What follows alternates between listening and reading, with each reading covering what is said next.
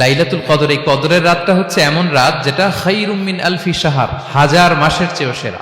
হাজার মাসে অর্থাৎ 1000 মাসে হয় 83 বছর 4 মাস। রমাদানের শেষ দশকের বেজর রাত্রিগুলোতে তোমরা কদর তালাশ করো, তাহলে এই কদর সুনিশ্চিত ভাবে তোমরা পাবে। রাসূলুল্লাহ সাল্লাল্লাহু আলাইহি ওয়াসাল্লাম কদরের রাতগুলোতে কি কি ইবাদত করতেন? বিশেষভাবে 5টা কাজ রাসূল সাল্লাল্লাহু আলাইহি ওয়াসাল্লাম এই কদরের রাতে করতেন। 1 নম্বর কাজ হচ্ছে তিনি সারা রাত জেগে ইবাদত করতেন এবং পরিবারের লোকদেরকে ঘুমোতে দিতেন না, উঠিয়ে দিতেন। রমাদান মাস আসলে একটা আশা জাগা নিয়ে মাস।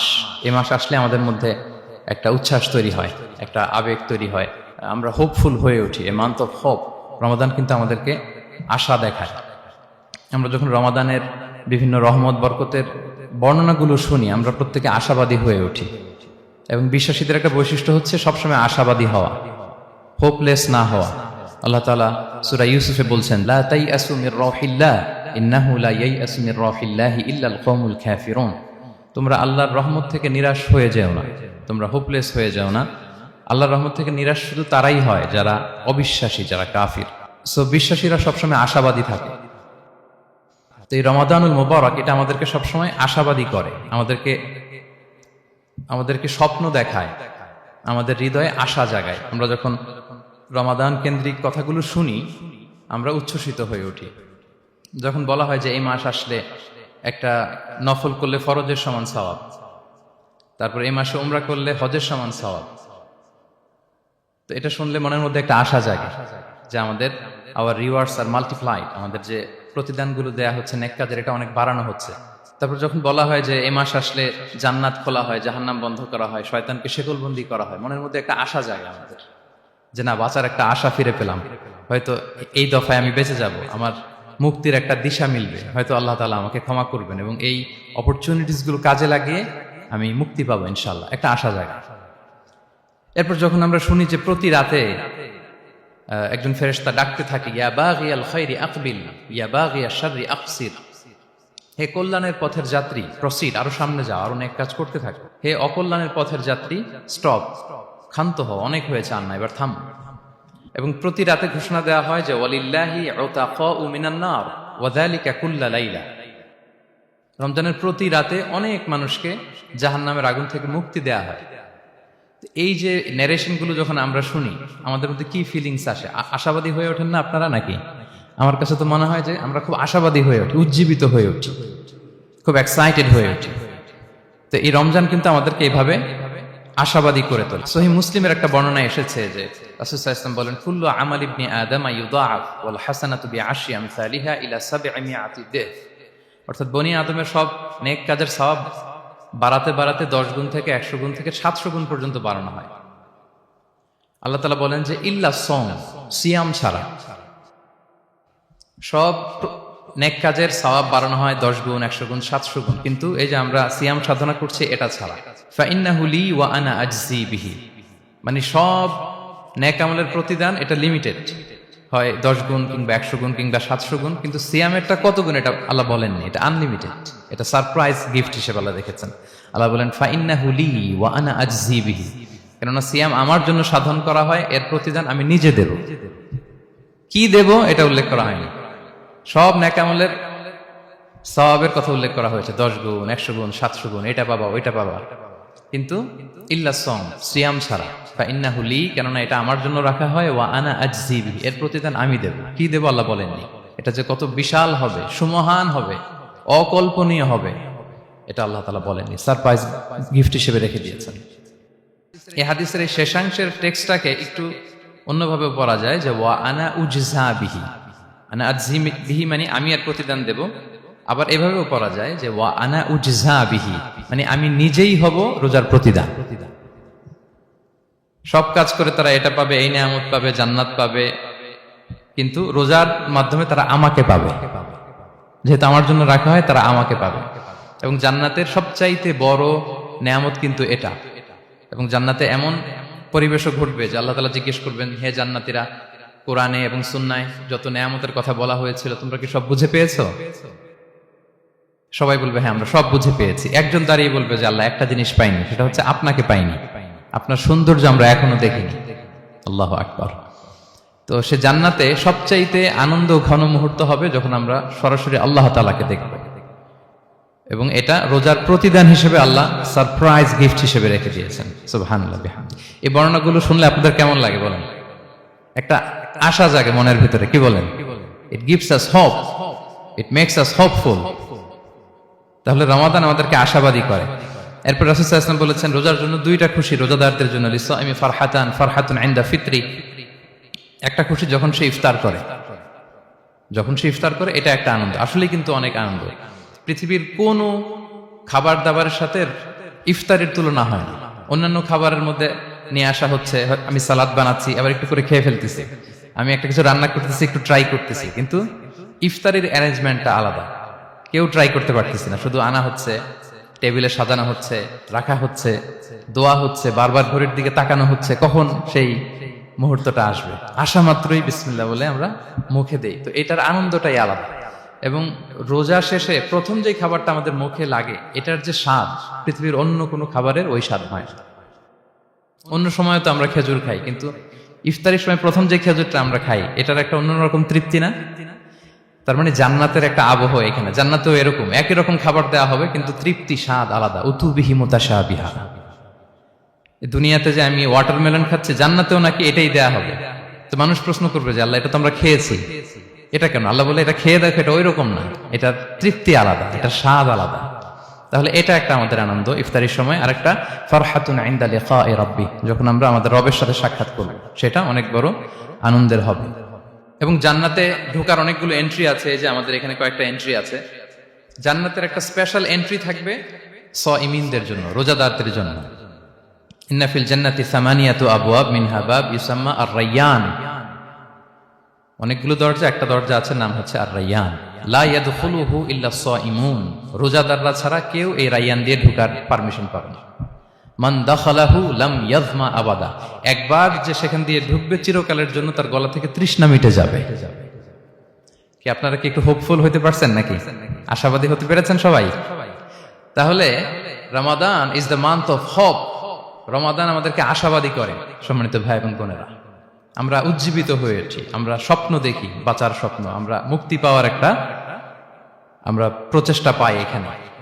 তাহলে প্রথম কথা হচ্ছে রমাদান আসলে আমাদেরকে আশাবাদী করে তোলে। রমাদান যেমনি ভাবে আমাদেরকে আশাবাদী করে তোলে সম্মানিত দিনী ভাই এবং বোনেরা, এট দ্য সেম টাইম রমাদান কিন্তু আমাদের জন্য অনেক সতর্কতামূলক বাণী উপস্থাপন করে। মানে এটা যেমনি the month of hope, at the same time it is the month of warning. দুইটাই আছে আর কি, চেক এন্ড ব্যালেন্স। এটা যেমনি হোপ জায়গায়, আবার ওয়ার্নিংও আছে। দুইটা ওয়ার্নিং এর হাদিস শুনি। সহিহ বুখারীর বর্ণনা, রাসূল সাল্লাল্লাহু আলাইহি ওয়াসাল্লাম বলেন, মান লাম ইয়াদা কাওলা যুরি ওয়াল আমালা বিহি ফালাইসা লিল্লাহি হাজাতুন আন ইয়াদা তাআমাহু ওয়া শারাবাহু। রোজা রেখে যে ব্যক্তি মিথ্যা কথা, মিথ্যা কাজ মানে পাপ কাজ, অন্যায় কাজ ছাড়তে পারলো না, তার না খেয়ে থাকা, না পান করে থাকাতে আল্লাহর কিছু যায় আসে না। তার ওই রোজার আল্লাহর কোনো প্রয়োজন নাই। এটা জাস্ট উপোস, এটা জাস্ট অনাহার, জাস্ট আমি পানি খাইনি, আমি খাবার দাবার গ্রহণ করিনি, দ্যাটস ইট, এতটুকুই। এতে আল্লাহর কিছু যায় আসে না। এটার কোনো সিগনিফিকেন্স আল্লাহ তাআলার কাছে নাই যে রোজাও রাখলো আবার মিথ্যাও বলে, রোজাও রাখলো আবার গীবত করতেছে, রোজাও রাখে অন্যের জন্য অকল্যাণ কামনা করে, রোজাও রাখে খারাপ কাজ করতেছে, নিষিদ্ধ কাজগুলো করতেছে। তাহলে এই রোজা রাখা না রাখার সময় এই রোজায় কোনো ফায়দা নাই। একটা ওয়ার্নিং পাওয়া গেছে না এখানে, যে ওয়ার্নিং, রোজা রেখে সাবধান, কোনো পাপ কাজের সাথে জড়ানো যাবে না। আরেকটা ভয়ঙ্কর ওয়ার্নিং, যেটা বেসিকলি রাসূল সাল্লাল্লাহু আলাইহি ওয়াসাল্লামের পক্ষ থেকে গভীর হুঁশিয়ারি এবং বদদোয়া, বেসিকলি খুবই ভয়ঙ্কর এই বর্ণনাটা। মুসনাদে বাজ্জারে হাদিসটা এসেছে, হাদিসটি হাসান পর্যায়ের হাদিস। জাবির ইবনে সামুরা রাদিয়াল্লাহু তাআলা আনহু বলেন, সাইদান নবী সাল্লাল্লাহু আলাইহি ওয়াসাল্লাম আল মিম্বার, রাসূল সাল্লাল্লাহু আলাইহি ওয়াসাল্লাম মসজিদে নববীর মিম্বারে আরোহণ করলেন। ফাকালা আমিন আমিন আমিন, তিনবার তিনি আমিন বললেন, আমিন আমিন আমিন। ফালাম্মা নাযালা সুইলা আন যালিক, যখন নেমে আসলেন জিজ্ঞেস করা হলো, রাসূল সাল্লাল্লাহু আলাইহি ওয়াসাল্লাম আপনি আমিন আমিন আমিন বললেন, এমন তো করতে দেখি না কখনো, কেন বললেন? ফাকালা, রাসূল সাল্লাল্লাহু আলাইহি ওয়াসাল্লাম বললেন, আতানি জিবরিলু, জিবরাইল একটু আগে আমার কাছে এসেছে।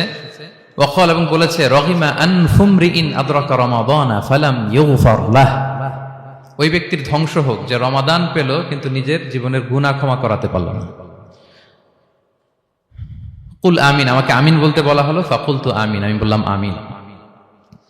রহিমা আনফুমরিইন যুকিরতা ইনদাহু ফালাম ইউসাল্লি আলাইহি, যার সামনে হে নবী আপনার নাম উচ্চারণ করা হলো কিন্তু সে আপনার উপর দুরূদ পড়ল না, তার ধ্বংস। আমি বললাম আমিন। রগিমা আনফু রাজুলিন আদরাকা ওয়ালিদাইহি আও আহাদাহুমা ফালাম ইগফার লাহ, যে ব্যক্তি তার পিতামাতা উভয়কে পেল কিংবা দুজনের একজনকে পেল কিন্তু তাদের সেবা শুশ্রূষা, তাদের প্রতি ইহসান করে, তাদের খেদমত করে সে ক্ষমা পেল না, আল্লাহর পক্ষ থেকে ক্ষমা অর্জন করতে পারলো না, তার জন্য ধ্বংস। আমি বললাম আমিন। সম্মানিত সুধী, রাসূল সাল্লাল্লাহু আলাইহি ওয়াসাল্লামের পক্ষ থেকে বদদোয়া, হুঁশিয়ারি এবং তাদের ধ্বংসের জন্য রাসূল সাল্লাল্লাহু আলাইহি ওয়াসাল্লাম আমিন বলেছেন। কে আমিন বলেছেন বলেন তো সবাই? কে বলেছেন? স্বয়ং রাসূলুল্লাহ সাল্লাল্লাহু আলাইহি ওয়াসাল্লাম বলেছেন আমিন। রগিমা আনফু ইমরিইন আদরাকা রমাদান ফালাম ইগফার লাহ, ওই ব্যক্তির ধ্বংস যে রমাদান পেল কিন্তু নিজের গুনাহ ক্ষমা করাতে পারল না। এবার কি একটু ভয় লাগতেছে? এতক্ষণ তো খুব হোপফুল ছিলাম আমরা, এখন কেমন মনে হচ্ছে আপনাদের বলেন? রমাদান পেলাম কিন্তু মুক্তি নিশ্চিত করতে পারলাম না, ক্ষমাপ্রাপ্ত বান্দাদের যে লিস্ট ওখানে নিজের নাম তুলতে পারলাম না, তাদের জন্য ধ্বংস। এবং এই বদদোয়া করে স্বয়ং রাসূলুল্লাহ সাল্লাল্লাহু আলাইহি ওয়াসাল্লাম বলেছেন আমিন। তো এই দোয়া তো সুনিশ্চিতভাবে আল্লাহ তাআলার কাছে কবুল। এই ব্যাপারটা কিন্তু খুবই ভয়ঙ্কর। It's a reminder for me and for all of you. আমরা যেন আমাদের প্রত্যেক কাজের মধ্য দিয়ে রমাদানে এটা ভাবি যে আমি ক্ষমাপ্রাপ্ত বান্দাদের অন্তর্ভুক্ত হতে পারলাম কিনা। এই রমাদানে ইবাদতের মধ্য দিয়ে আমি আল্লাহর ক্ষমা, মুক্তি, জাহান্নাম থেকে মুক্তি নিশ্চিত করতে পারলাম কিনা, এটা কিন্তু আমাদেরকে বারবার খেয়াল রাখতে হবে। তাই রমাদান যেমনি আমাদেরকে হোপফুল বানায়, আশা দেখায়, সম্ভাবনার মাস, আশা জাগা নিয়ে মাস, at the same time this is the month of warning. এটা কিন্তু সতর্কতার মাস, সতর্কতা বাণী প্রদান করেছেন বিষ্ণু ইসলাম। রমাদান পেয়ে যারা ক্ষমা পেল না তাদের জন্য ধ্বংস। আল্লাহ তাআলা যেন আমাদেরকে ওই কাতারে না ফেলে। আল্লাহুম্মা জাআলনা মিন উতাকাইকা মিনান নার ফি শাহরি রমাদান, আল্লাহুম্মা আমিন। যারা ক্ষমাপ্রাপ্ত বান্দা হবে আমরা যেন তাদের অন্তর্ভুক্ত হতে পারি। আল্লাহ তুমি কবুল করো। আমরা সবাই পড়ি আমিন।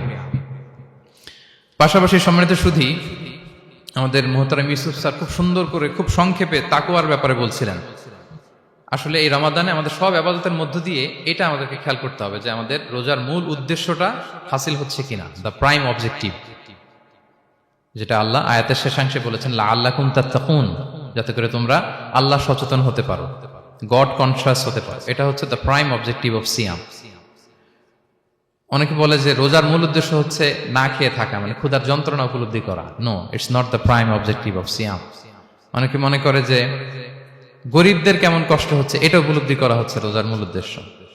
এরকম অনেক উদ্দেশ্যের কথা বলে, এগুলো একটাও কিন্তু রোজার প্রাইম অবজেক্টিভ না। প্রাইম অবজেক্টিভ আল্লাহ তাআলা বলে দিয়েছেন লাআল্লাকুম তাত্তাকুন, মানে যাতে করে তোমরা আল্লাহ ভীরু হতে পারো। সো আমাদের সিয়াম, কিয়াম, আমাদের সমস্ত প্রচেষ্টার মধ্য দিয়ে এই লাআল্লাকুম তাত্তাকুন অ্যাচিভ হচ্ছে কিনা এটা আমাদেরকে খেয়াল করতে হবে। যদি অ্যাচিভ হয়, so we are on the right track, তাহলে আমরা রাইট ট্র্যাকে আছে। আর যদি দেখেন যে না, এই লাআল্লাকুম তাত্তাকুন এ সামথিং, মানে এখানে কোনো একটা সমস্যা হয়ে যাচ্ছে, লাআল্লাকুম তাত্তাকুন এই যে প্রাইম অবজেক্টিভটা, এটা হচ্ছে না আমার, আল্লাহ সচেতনতা আসতেছে না, মানে Allah is watching me, to enhance the sense that he is watching us. এই সেন্সটা নিজেদের মধ্যে ডেভেলপ করা যে কেউ না দেখলো আল্লাহ কিন্তু দেখে। এই চিন্তাটা, এই সেন্সটা যদি আমাদের মধ্যে ডেভেলপ করে প্রতিনিয়ত আমাদের প্রত্যেকটা কাজের মধ্য দিয়ে, তাহলে এভরিথিং ইজ ফাইন। আর যদি মনে হয় যে না লাআল্লাকুম তাত্তাকুন অ্যাচিভ হচ্ছে না, তাহলে আমাদেরকে একটু রিভাইজ করতে হবে। 17টা রমাদান আমরা কাটিয়েছি, আমাদের যদি লাআল্লাকুম তাত্তাকুন অ্যাচিভ না হয়, আল্লাহর ভয়, আল্লাহর সচেতনতা, তাহলে আমাদেরকে নতুন করে আবার ভাবতে হবে প্রিয় সুধী। এবং এই সিয়াম আমাদেরকে সংযমী বানায়, সংযত বানায়, মানে আমরা যেন আমাদের ডিজায়ারের উপর কন্ট্রোল করতে পারি, এটা আমাদেরকে শিখায়, যেটা বছরের অন্য মাসে হয় না। অন্যান্য মাসগুলোতে আমাদের প্রবৃত্তি আমাদের উপর জিতে, আর এই রমাদানে আমরা প্রবৃত্তির উপরে জিতি। We control on our desire. অন্য মাসে আমরা খেতে মনে চায় খাই, পান করতে মনে চায় পান করি, বিবাহিতরা ফিজিক্যাল ইন্টিমেসিতে যেতে চাইলে যেতে পারে, কিন্তু রমাদানে দিনের বেলা খেতে চাচ্ছি, খাওয়া যায় না। পান করতে মনে চায়, খুবই তৃষ্ণার্ত, নো, করা যাবে না।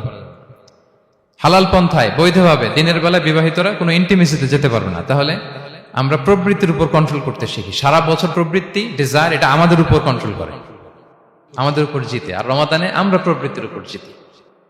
সো এই প্রবৃত্তিকে আমরা কন্ট্রোল করতে পারতেছি কিনা এটা আমাদেরকে খেয়াল রাখতে হবে আমাদের সমস্ত কাজকর্মের মধ্য দিয়ে। পাশাপাশি এই সিয়াম আমাদেরকে মুক্ত হস্তে দান করতে শিখায়, বেশি বেশি করে চ্যারিটি করা, দান করা। এবং হাদিসে এসেছে যে রাসূল সাল্লাল্লাহু আলাইহি ওয়াসাল্লাম তিনি সবচাইতে বেশি দানশীল হয়ে উঠতেন রমাদানে। ওয়া কানা আজওয়াদু মা ইয়াকুনু ফি রমাদান, সবচাইতে দানশীল হয়ে উঠতেন। আজওয়াদু বিল খাইরি মিনার রিহিল মুরসালা, প্রবাহিত বাতাসের চাইতেও বেশি দানশীল হয়ে ওঠেন। প্রবাহিত বাতাস যেমনি সবার গায়ে ঠান্ডা শীতল বাতাস দেয়, এখানে মুসলিম অমুসলিম বিশ্বাসী অবিশ্বাসী কাফির কোনো ভেদাভেদ নেই, সবাই এটার উপকার পায়। তেমনি রমাদান আসলে রাসূল সাল্লাল্লাহু আলাইহি ওয়াসাল্লাম এত বেশি বদান্যতা দানশীলতার মধ্যে দেখা যেত, কোনো ভেদাভেদ ছিল না, অনেক বেশি দান করতেন এবং দান করতে উৎসাহিত আমাদেরকে করেছেন। এটা আম ইফতার শেয়ার করা, ফুড শেয়ার করা, রাসূল সাল্লাল্লাহু আলাইহি ওয়াসাল্লাম অনেক উৎসাহিত আমাদেরকে করেছেন। এক ঢুক দুধ খাইয়ে, একটা খেজুর খাইয়ে, এক ঢুক পানি খাইয়েও যদি আমরা কোনো রোজাদারকে ইফতার করাই, সে রোজা রেখে যে সওয়াব, সে সওয়াব আল্লাহ তাআলা আমাকেও দিবে। আর পরিপূর্ণ উদরপূর্তি করে ইফতার করালে রাসূলুল্লাহ সাল্লাল্লাহু আলাইহি ওয়াসাল্লাম বলেন, সেই কঠিন কিয়ামতের ময়দানে আল্লাহ তাআলা হাউজে কাউসারের পানি দিয়ে তার তৃষ্ণা দূর করবে। সুবহানাল্লাহি ওয়া বিহামদিহি। পাশাপাশি সিয়াম আমাদের কমিউনাল স্পিরিটটাকে বাড়ায়। এই যে স্যার বলতেছিলেন যে আমাদের ছাত্ররা ইউনাইটেড, আমাদের টিচার্স কমিউনিটি ইউনাইটেড, পুরো বাংলাদেশ কমিউনিটি ইউনাইটেড। এই যে আমরা যে ইউনাইটেড, তার একটা চিত্র কিন্তু এই যে দেখা যাচ্ছে, রোজা আমাদেরকে ইউনাইটেড করে, একত্রিত করে, আমাদের একটা কমিউনাল স্পিরিট কিন্তু এই সিয়ামের মধ্য দিয়ে দেখা যায়। পাশাপাশি এই সিয়ামের মধ্য দিয়ে আমাদের সেলফ ট্রান্সফরমেশন ঘটে, আমরা অনেক বদ অভ্যাস থেকে কিন্তু মুক্তি পেতে পারি এই সিয়ামে। এটা আমাদেরকে খেয়াল করতে হবে। 17টা রোজা আমরা কাটিয়েছি। গবেষকরা বলেন যে মানুষের কোনো হ্যাবিট চেঞ্জ করতে 21 থেকে 30 দিন সময় লাগে। তার মানে আমাদের যে কোনো ধরনের বদ স্বভাব আমরা এই রমাদানে চেঞ্জ করতে পারি। আমাদের অনেকের স্মোকিং এর অভ্যাস আছে, এখানে হয়তো কারো নেই, কিন্তু অনেকের আছে। এই রমাদানে কিন্তু আমাদের একটা অপরচুনিটি স্মোকিং থেকে নিজেদেরকে বাঁচানোর। তো আমাদের এই ব্যাড হ্যাবিট গুলো যেন, এগুলো থেকে আমরা বেঁচে থাকতে পারি। সম্মানিত সুধী, আমি এবার যেই আয়াত দিয়ে আমার আলোচনাটা শুরু করেছিলাম, অর্থাৎ লাস্ট 10 days অফ রমাদানে যে আমাদের যে লাইলাতুল কদর, এটা হচ্ছে ক্রিম টাইম অফ রমাদান, রমাদানের সবচাইতে মোক্ষম সময় আল্লাহ তাআলার নৈকট্য পাওয়ার, সেটা নিয়ে কিছু কথা বলবো ইনশাআল্লাহ বিইذنিল্লাহ। সম্মানিত সুধী, রাসূলুল্লাহ সাল্লাল্লাহু আলাইহি ওয়াসাল্লাম একবার খুব আফসোস করছিলেন। তিনি যখন শুনতে পেলেন যে বনি ইসরাইলের অনেক অনেক লোক হাজার বছর হায়াত পেত, তারা শত শত বছর ইবাদত করত, শত শত বছর তারা জিহাদ করত, তখন তিনি আফসোস করে বললেন, হায় রে, আমার শেষ সময়ের উম্মতের কি হবে? কারণ তিনি বলেছেন যে আমারু উম্মতি মা বাইনা 60 ইলা 70, আমার উম্মতের গড় বয়স হচ্ছে 60 থেকে 70। ওয়া আকাল্লুহুম মান ইয়াজুজু যালিক, খুব অল্প সংখ্যক লোকই এর চেয়ে বেশি হায়াত পাবে। রাসূল সাল্লাল্লাহু আলাইহি ওয়াসাল্লাম যখন দেখলেন যে শত শত বছর হায়াত পেয়েছে বনি ইসরাইলের লোকেরা, বনি ইসরাইলের ওরা শত শত বছর জিহাদ করেছে, তো আমার উম্মত তো 60 বছরে তার হায়াতই শেষ, 60 থেকে 70-এর মধ্যে তার জীবনই শেষ, তা আমার গুনাহগার উম্মতের কি হবে? রাসূল সাল্লাল্লাহু আলাইহি ওয়াসাল্লাম খুব আফসোস করছেন। তো রাসূলুল্লাহ সাল্লাল্লাহু আলাইহি ওয়াসাল্লামের এই চিন্তা, এই উদ্বিগ্নতা দূর করার জন্য আল্লাহ তাআলা সূরাতুল কদর নাযিল করলেন এবং বললেন যে ইন্না আনসালনাহু ফি লাইলাতিল কদর ওয়া মা আদরাকা মা লাইলাতুল কদর লাইলাতুল কদরি খায়রুম মিন আলফি শাহর। লাইলাতুল কদর, এই কদরের রাতটা হচ্ছে এমন রাত যেটা খায়রুম মিন আলফি শাহর, হাজার মাসের চেয়েও সেরা। 1000 মাস লাগাতার ইবাদত করলে যে সওয়াব, কদরের রাতে ইবাদত করলে এর সমান সওয়াব হবে নাকি? সমান হবে না। আল্লাহ তাআলা বলেছেন খায়রুম মিন আলফি শাহর, না, এর চেয়েও শ্রেষ্ঠ, এর চাইতেও বেশি।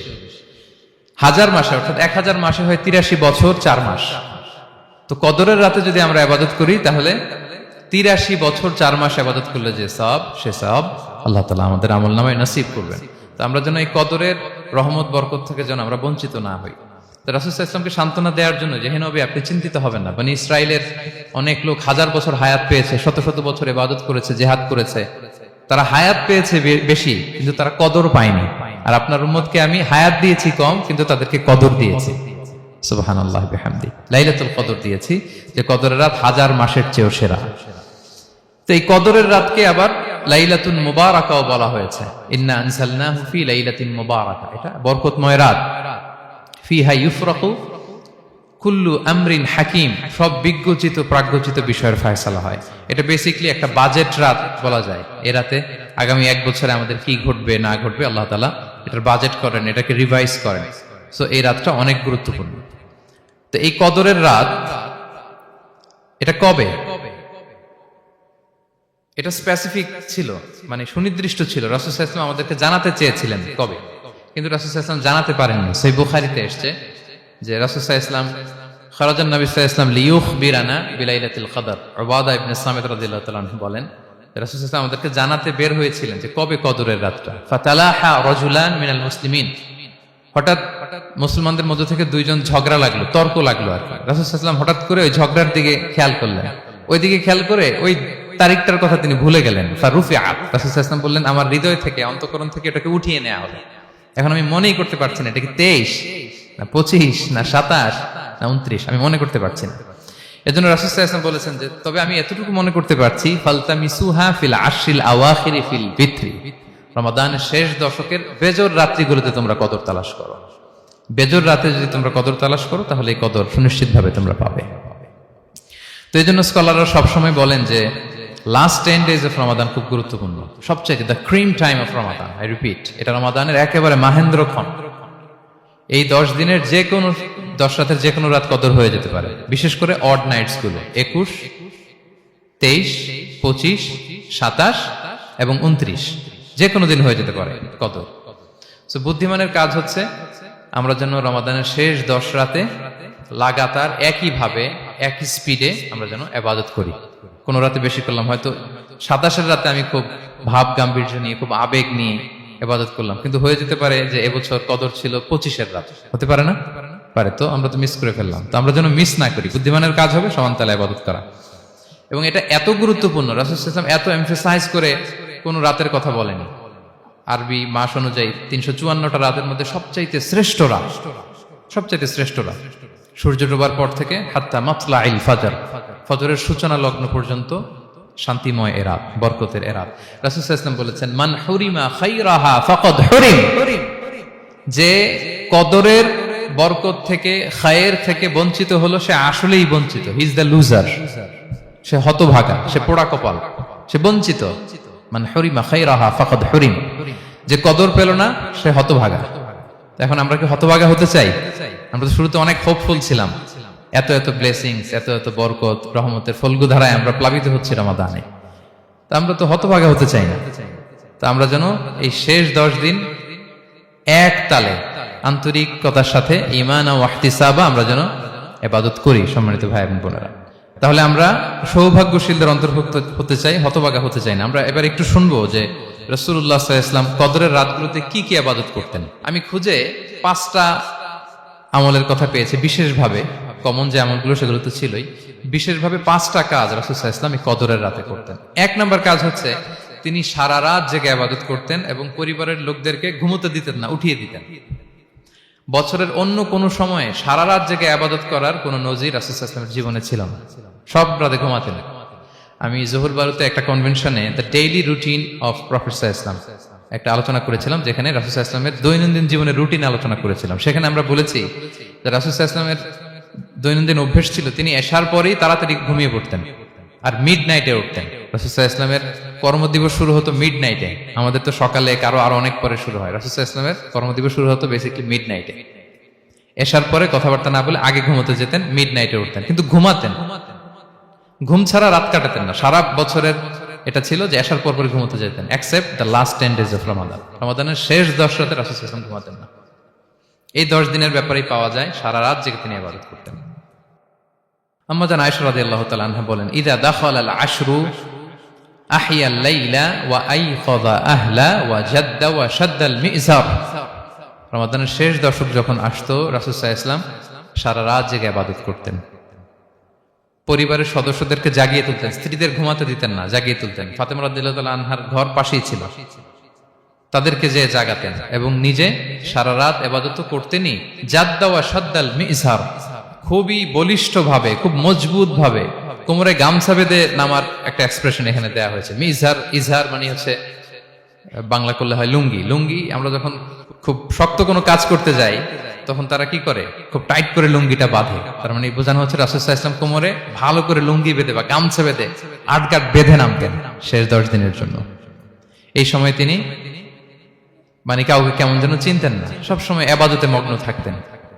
এটা আমরা করতে পারি যে শেষ 10 দিনে, আর যেহেতু 3 দিন বাকি, আমরা একটা স্পেশাল প্ল্যান করতে পারি যে আমরা আমাদের সর্বোচ্চটুকু উজাড় করে দিয়ে লাস্ট 10 days অফ রমাদানের এই বরকত আমরা হাসিল করব, এটা যেন আমাদের মিস না হয়। তাহলে এটা আমরা একটা পেলাম। 2 নাম্বার হচ্ছে ইতিকাফ করা। রাসূলুল্লাহ সাল্লাল্লাহু আলাইহি ওয়াসাল্লাম রমাদানের শেষ 10 দিন ইতিকাফ করতেন। আম্মা জান আয়েশা রাদিয়াল্লাহু তাআলা আনহা বলেন কানা ইয়াতাকিফুল আশরাল আওয়াখির মিন রমাদান। রমাদানের শেষ দশকে তিনি ইতিকাফ করতেন হাত্তা তাওয়াফাহুল্লাহ, ওনার ইন্তেকালের আগ পর্যন্ত এই অভ্যাসটাই তিনি জারি রেখেছেন। সুম্মা আতাকাফা আজওয়াজুহু মিন বাদে, তারপরে ওনার স্ত্রীরা ইতিকাফ করেছেন। আরেক বর্ণনা এসেছে ইয়াতাকিফু কুল্লা রমাদান 10 আইয়াম, প্রতি রমাদানে তিনি 10 দিন ইতিকাফ করেছেন। কিন্তু যেই বছর তিনি ইন্তেকাল করবেন সে বছর তিনি 20 দিন ইতিকাফ করেছিলেন। প্রতি রমাদানে 10 দিন, আর যে বছর ইন্তেকাল করবেন সে বছর কয় দিন? 20 দিন তিনি ইতিকাফ করেছিলেন মসজিদে নববীতে। তাহলে আমরা এই রমাদানের শেষ দশকে এটা করতে পারি। 2 নম্বর পয়েন্ট হচ্ছে ইতিকাফ করা। যারা আমরা করিনি তারা আমরা ইতিকাফ করতে পারি। আমাদের আইআইএম এর মসজিদ এটা ইতিকাফের জন্য একটা উর্বর জায়গা। আমরা যখন এই ক্যাম্পাসে ছিলাম তখন দেখেছি যে এখানকার ইতিকাফের পরিবেশ যে এত সুন্দর এটা কল্পনাই করা যায়। অসাধারণ পরিবেশ। আপনি যদি ইতিকাফ নাও করেন, রাত 2টা বা 3টার দিকে সেন্ট্রাল মস্কে এসে বসে থাকলেও হবে। রাত 2টা 3টার দিকে এসে বসে থাকলে দেখবেন যে কেউ সেজদায় পড়ে কান্না করতেছে, কেউ হালাকা করতেছে, কেউ তাসবিহ পড়তেছে, কেউ কোরআন তেলাওয়াত করতেছে। মানে এত সুন্দর পরিবেশ, ওটা দেখলেই আপনার ইবাদত করতে মন চাইবে। তো আমরা যেন ইতিকাফ করার চেষ্টা করি। ইতিকাফ করতে না পারলে শেষ দশকের রাতগুলো যেন মসজিদে কাটানোর চেষ্টা করি, তা না পারলেও বাসায় যেন এই রাতগুলো আমরা মিস না করি। বিশেষ করে সেন্ট্রাল মস্কে তো অসাধারণ পরিবেশ, এটা হাইলি রেকমেন্ডেড। ইফ পসিবল আপনারা আসবেন, এখানে ইবাদতের চমৎকার পরিবেশ থাকে। 3 নাম্বার হচ্ছে রাসূল সাল্লাল্লাহু আলাইহি ওয়াসাল্লাম এবং জিবরাইল আলাইহিস সালাম যৌথভাবে কোরআন রিভিশন করতেন। খুব ইন্টারেস্টিং। সারা বছর যেটা নাজিল হতো, রমাদানে জিবরাইল আলাইহিস সালাম রাসূল সাল্লাল্লাহু আলাইহি ওয়াসাল্লামকে শোনাতেন, রাসূল সাল্লাল্লাহু আলাইহি ওয়াসাল্লাম আবার জিবরাইল আলাইহিস সালামকে শোনাতেন। সহিহ বুখারীর বর্ণনা, কানা জিবরিলু ইয়ালকাহু ফি কুল্লি লাইলাতিন মিন রমাদান ফায়ুদারিসুহুল কুরআন। প্রতি রমাদানের প্রতি রাতে এসে রাসূল সাল্লাল্লাহু আলাইহি ওয়াসাল্লামের সাথে কোরআন মুদারাসা করতেন। সহিহ মুসলিমের বর্ণনায়, আন্না জিবরিল কানা ইউআরিদুহু বিল কুরআন কুল্লা আমিন মাররা। প্রতি বছর রমাদানে একবার শোনাতেন বা শুনিয়েছেন। যে বছর তিনি ইন্তেকাল করবেন তিনি 2 বার শুনিয়েছিলেন। আরাদা ইউআরিদু, মানে এটা ফ্রম বোথ সাইড। আরবি শব্দটা এমন যে জিবরাইল আলাইহিস সালাম শোনাতেন, এরপর রাসূল সাল্লাল্লাহু আলাইহি ওয়াসাল্লাম জিবরাইল আলাইহিস সালামকে শোনাতেন। কোরআন রিভিশন করা। তো এই শেষ দশকের রাতগুলোতে আমরা যেন বেশি বেশি কোরআন পড়ি। কোরআন তেলাওয়াত, কোরআনিক রেসাইটেশন হতে পারে, কোরআনের অর্থ পড়া হতে পারে, তাদাব্বুরে কোরআন হতে পারে, কোরআনের হালাকায় জয়েন করা হতে পারে। ইন ইটস এনি ফর্ম আমরা যেন কোরআনের সাথে অ্যাটাচমেন্টটা বাড়াই লাস্ট 10 days অফ রমাদানে। 4 নাম্বার, কিয়ামুল লাইল করা। রাসূল সাল্লাল্লাহু আলাইহি ওয়াসাল্লাম কিয়ামুল লাইল করতেন এবং কিয়ামুল লাইল শব্দটাকে রাসূল সাল্লাল্লাহু আলাইহি ওয়াসাল্লাম কদরের সাথে জুড়ে দিয়েছেন। সহিহ বুখারীর বর্ণনায় তিনি বলেছেন, মান কামা লাইলাতাল কদরি ঈমানা ওয়া ইহতিসাবা গুফিরা লাহু মা তাকদ্দামা মিন যামবি। কদরের রাতে যে কিয়ামুল লাইল করে বিশ্বাস নিয়ে এবং নাজাতের প্রত্যাশা নিয়ে, তার পূর্বের সমস্ত গুনাহ আল্লাহ তাআলা ক্ষমা করে দিবেন। তাহলে কিয়ামুল লাইলটা রাসূল সাল্লাল্লাহু আলাইহি ওয়াসাল্লাম বিশেষভাবে কদরের রাতের সাথে সম্পৃক্ত করেছেন। আমরা যেন প্রতি রাতে কিয়ামুল লাইল করি, লম্বা সময় যেন দাঁড়িয়ে থাকি, লম্বা সময় কোরআনিক রিসাইটেশন করি দাঁড়িয়ে থেকে, লম্বা সময় রুকু, লম্বা সময় সিজদা, স্পেশালি সিজদা। আকরাবু মা ইয়াকুনুল আবদু মির রাব্বিহি ওয়া হুয়া সাজিদ ফাআকসিরু ফিহি দুআ। বান্দা যখন সিজদায় থাকে আল্লাহ সবচেয়ে কাছে থাকে। তো আমরা তো আল্লাহর সবচেয়ে কাছে যেতে চাই এই ক্রিম টাইমটাতে, কি বলেন? আমরা যেন লম্বা সময় সিজদাতে থাকি। কিন্তু আমাদের অনেকের যেটা হয়, নামাজে তাড়াহুড়ো, অনেকের সব ব্যস্ততা যখন নামাজে দাঁড়াই এরকম হয়ে যায়। রাসূল সাল্লাল্লাহু আলাইহি ওয়াসাল্লামের সালাত যদি আমরা খেয়াল করি, বিশেষ করে কিয়ামুল লাইলে এত যে সুন্দর ছিল। আম্মাজান আয়েশা রাদিয়াল্লাহু তাআলা আনহাকে জিজ্ঞেস করা হয়েছিল যে, হে আম্মাজান, রাসূল সাল্লাল্লাহু আলাইহি ওয়াসাল্লামের কিয়ামুল লাইল কেমন ছিল, কিভাবে কিয়ামুল লাইল করতেন? আম্মাজান আয়েশা, দেখেন ওনার এক্সপ্রেশনটা কত সুন্দর। তিনি বলেছেন, ফালা তাসআল আন হুসনিহিন্না ওয়া তুলিহিন্না। রাসূল সাল্লাল্লাহু আলাইহি ওয়াসাল্লামের কিয়াম যে কত সুন্দর ছিল, কত লম্বা ছিল, আমায় জিজ্ঞেস করো না, আমি বলতে পারবো না। আমরা অনেক সময় যখন খুব বেশি চমৎকার কিছু হয় তো আমরা কি বলি, ভাই এত সুন্দর ছিল, আমি বোঝাতে পারবো না। এরকম বলি না যে এত অসাধারণ, আমি বলে বোঝাতে পারবো না। বাংলাতেও কিন্তু আমরা বলি এত চমৎকার, বলে বোঝাতে পারবো না, শব্দের বুননে, ভাষার বুননে আমি ফুটিয়ে তুলতে পারবো না। তো আমাদের আয়েশা এটাই বলেছিলেন, ফালা তাসআল আন হুসনিহিন্না ওয়া তুলিহিন্না। রাসূল সাল্লাল্লাহু আলাইহি ওয়াসাল্লামের রাতের নামাজ কিয়ামুল লাইল যে কত সুন্দর ছিল, কত দীর্ঘ ছিল, লম্বা ছিল, আমায় জিজ্ঞেস করো না, আমি বলে বোঝাতে পারবো না। সুবহানাল্লাহি ওয়া বিহামদিহি। আমরা যেন লম্বা সময় কিয়ামুল লাইল করি। আমাদের আয়েশা রাদিয়াল্লাহু তাআলা আনহা আরো বলেন, কানা ইয়াকুমু মিনাল লাইলি হাত্তা তাতাফাত্তারা কদামা। এত দীর্ঘ সময় দাঁড়িয়ে থাকতেন, থাকতে থাকতে ওনার পা ফুলে যেত, পা দুটো ফুলে যেত। আপনিও দীর্ঘ সময় দাঁড়িয়ে দেখেন যে পায়ে ঝিম ধরে যাবে, পা ফুলে যাবে, এটা করতেন রাসূল সাল্লাল্লাহু আলাইহি ওয়াসাল্লাম। তো আম্মাজান আয়েশা বলেন, ইয়া রাসূলুল্লাহ লিমা তাসনাউ হাযা ওয়া ক্বাদ গুফিরা লাকা মা তাকদ্দামা মিন যামবিকা মা তাআখার। আপনি এত কষ্ট কেন সহ্য করেন নিজের দেহের উপরে? আপনার তো আগের পরের সব গুনাহই মাফ। আদতে তো রাসূল সাল্লাল্লাহু আলাইহি ওয়াসাল্লামের গুনাহই নেই, তিনি নিষ্পাপ, এত কষ্ট কেন করেন? আপনার আগের পরে সবই তো মাফ করে দেয়া হয়েছে, কেন করেন? রাসূল সাল্লাল্লাহু আলাইহি ওয়াসাল্লাম উত্তর করেছেন, আফালা উহিব্বু আন আকুনা আবদান শাকুরা। আয়েশা, আমি কি শুকরগুজার বান্দা হতে পছন্দ করব না? আল্লাহ তাআলা আমাকে তার রহম এবং করমে সব মাফ করে দিয়েছেন, কিন্তু আমি কি শুকরগুজার হব না? আমি কি আমার রোলটা প্লে করব না? আমি কি নিজেকে সঁপে দেব না আল্লাহ তাআলার কাছে জায়নামাজে? তো এটা ছিল সংক্ষেপে রাসূল সাল্লাল্লাহু আলাইহি ওয়াসাল্লামের কিয়ামুল লাইলের ধরন। এভাবে তিনি দীর্ঘ সময় কিয়ামুল লাইল করতেন। আমরা যেন এটা করি। সেন্ট্রাল মস্কে কিয়ামুল লাইল এবছরও নিশ্চয়ই হচ্ছে, আমরা যেন অংশগ্রহণ করি। 5 নম্বরে রাসূল সাল্লাল্লাহু আলাইহি ওয়াসাল্লাম দোয়া করতেন।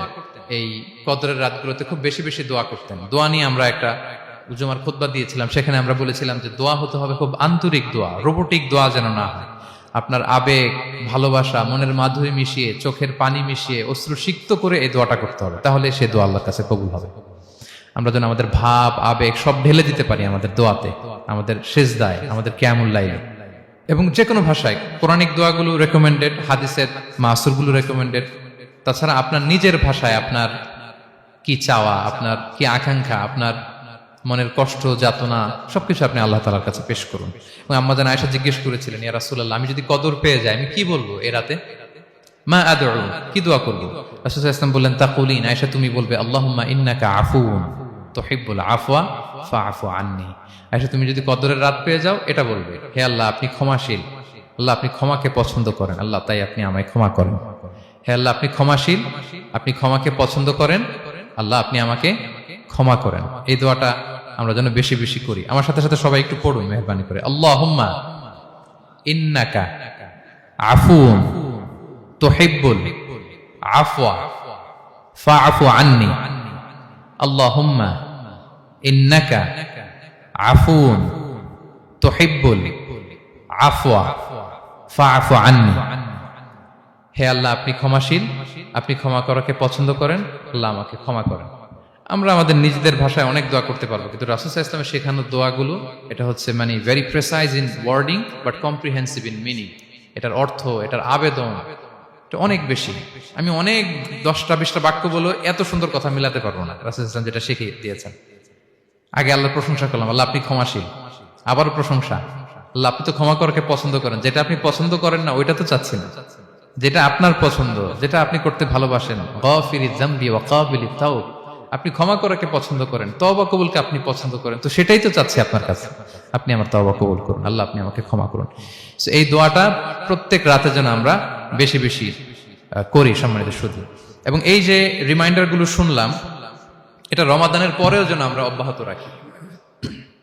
আমরা নাম দিয়েছি যে gear up for a great Ramadan. আমাদের ইবাদতের যে ধারাবাহিকতা, এই গতিটাকে আরেকটু গিয়ার আপ করা, আরেকটু পুশ করা, নিজেকে আরেকটু এক্সট্রা ড্রাইভ দেওয়া। এই শেষ মুহূর্তে মাত্র 13টি দিন আমাদের হাতে আছে, আমরা যেন আরেকটু ইফোর্ট দেই, আমরা যেন আরেকটু ড্রাইভ দেই, যাতে করে আমরা আল্লাহ তাআলার আরো নিকটবর্তী হতে পারি। এবং এই রমাদানে আমরা যা শিখলাম, যেটা করলাম, এটার ইম্প্যাক্ট যেন রমাদানের পরেও আমাদের মধ্যে থাকে। আমাদের অনেকের এটা হয় যে রমাদানে আবেগে অনেক আলোচনা শুনে, ক্ষমার মাস এটা জেনে এত ইবাদত, রমাদান নাই ইবাদতও নাই, এরকম হয়ে যায়। এটা যেন না হয়, বরং এটার একটা পরশ যেন আমাদের হোল দ্য ইয়ার লং থাকে। আরব শায়েখরা বলেন যে কুন রব্বানি লা তাকুন রমাদানি, রব্বানি হও, রমাদানি হও না। মানে রমাদান আসছে, তুমি রমাদান কেন্দ্রিক ইবাদত নিয়ে অনেক উচ্ছ্বাস, কিন্তু রমাদান শেষ, ইবাদত শেষ, এমনটা যেন না হয়। রমাদানের পরেও সে মেহেরবান আল্লাহ তাআলা কিন্তু আমাদের জন্য আছেন। তিনি প্রতি রাতে শেষ রাতে নেমে আসেন, এসে ডাকতে থাকেন, কার ক্ষমা লাগবে ক্ষমা চাও, ক্ষমা করব। কে বিপদে পড়েছ বলো, আমি উদ্ধার করব। তো তিনি আরশের উপর থেকে প্রথম আসমানে নেমে আসলেন দেওয়ার জন্য। আমি ঘুম থেকে জাগতে পারলাম না, নেয়ার জন্য। এটা হইল প্রাইম মিনিস্টার আনোয়ার ইব্রাহিম আমাকে একটা অ্যাওয়ার্ড দিবে, লেটস সে হোটেল ইন্টারকন্টিনেন্টাল, উনি এসে বসে আছে, বাট আমি যেতে পারিনি। এটা হয় না। আল্লাহ তাআলা প্রতি রাতে শেষ রাতে এসে বলেন কার কি লাগবে দাও। তিনি নেমে আসেন বা বিশেষ মনোনিবেশ করেন প্রথম আসমানে এসে, কিন্তু আমরা যে নিব সেই সময়টুকু আমাদের হয় না। আমরা এতটা গাফেল যেন না হই, আমরা যেন একটু পুশ করি। বড় কিছু পেতে হলে নিজেকে পুশ করতে হয়, এক্সট্রা একটা ড্রাইভ দিতে হয়।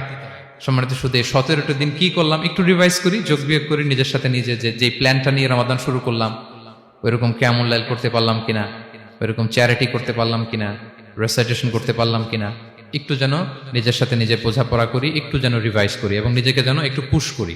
সম্মানিত শুধু এই ছিল সংক্ষিপ্ত আলোচনা। আমি 30 সেকেন্ডসে পুরো আলোচনাটা আবার একটু যারা পরে এসেছেন একটু রিভাইজ করে নেই। আমি শুরুতে এভাবে শুরু করেছিলাম যে রমাদান এটা হচ্ছে it's a month of hope, এটা আশা জাগা নিয়ে একটা মাস।